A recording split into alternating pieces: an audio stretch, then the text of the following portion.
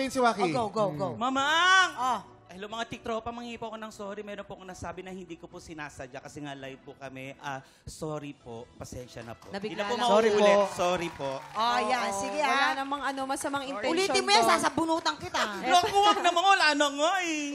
Eto na, pero bago tayo magpatuloy, tinatawagan ng mga tiktropa nating 7 years old and may above na may pangmalakasang boses. Sali na at mag-audition sa tanghalan ng kampyon, The Clash at The Voice Kids. Managaganap po yan ngayong Sabado, June 8 sa Sparkle Auditions. Kaya po sugod na sa GMA Network.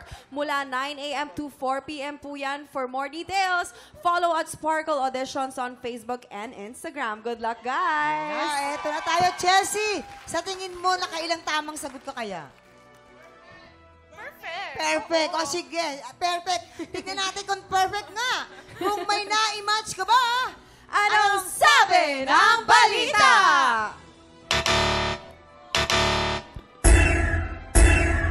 Oy! Dalawa. Naka 2 points ka naman. Simulan natin kay Tara. Samahan mo kami dito, Chelsea. Si Tara ay dalagang binagabag ng doppelganger.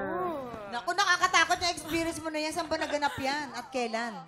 Nung bata ko, meron talaga kaming bahay na punong-puno ng mga multo. Misteryo, oo. May mga misteryo talaga. So, lagi may doppelganger sa bahay. Oo. Ginagaya either yung kapatid ko, yung nanay ko. Pati hindi boses, na namin di ba? alam. Oo. Akala Ang namin doppelganger siya. ay yung mga multo na nagpapanggap na kamukha Yes, ng oo. ibang tao, no? Anong ginawa? Sanay na ako eh. Hi.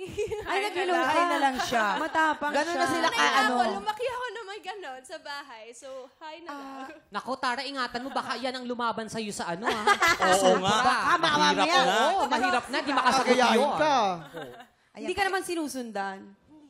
Hindi Hindi naman. naman. Narito ngayon, wala naman. Wala siya. Okay. Wala naman. Parang ako yun eh. Alam nyo, Tara, kung nanonood siya ngayon, may mensahe ka ba? Wala. Ayan, Oo, sige. at dahil naman tama ang hula ni Chelsea, meron mga additional cash prize ang ating studio TikTok-rapa! Thank you, Tara. And next naman ay At Sia. isa na batang madiskarte nagbebenta ng text at Jolie. Parang ako lang to. Dati gagamba naman yung tinitinda ko eh. Ilang taon ka nito, Atisa? It started from when siguro mga grade 7, nagsimula na ako magbenta ng kung ano-ano. Anything, basta magkapera at makatulong sa pamilya. Ayan, very good. Naglalaro ka din ba nung text na yan? Naglalaro ka? Oo. Isa, May dalawa, pectos pa. tatlo, apat. Atisa, may tanong kami. Indian ka ba? Or part Indian? No, I'm not. Pure Filipina? Filipina. Partly Filipina. But I grew up in the Philippines, Quezon Province. Akala Pareho ko, kami, Kuya Kim. Ano ka? Pure din ako. Pure. Pure na ano, ganito. akala Ano ko, tingin mo sa akin, Kira? akala ko sasabihin ni Atisa, hindi ko na po maalala. Hindi, pero yung pagiging business-minded mo ba simula nung bata ka, ngayon nadala mo siya?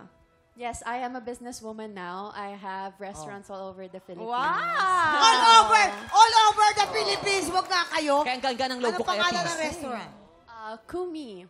Oh. Ay, oo. Ay, ang sarap. Oo. Ang sarap dyan. Nakakain ka na ron? Sarap That's dyan. one. Hindi pa. Pero nakita ko na yan. Ito sabi ni Jason, masarap daw. Ano pagkain doon? Ano pagkain doon? Nakita ko lang. Ayan. Walang Thank pang-order. you. At dahil naman tama ang hula, meron ng additional cash prize ang studio TikTok-rapa!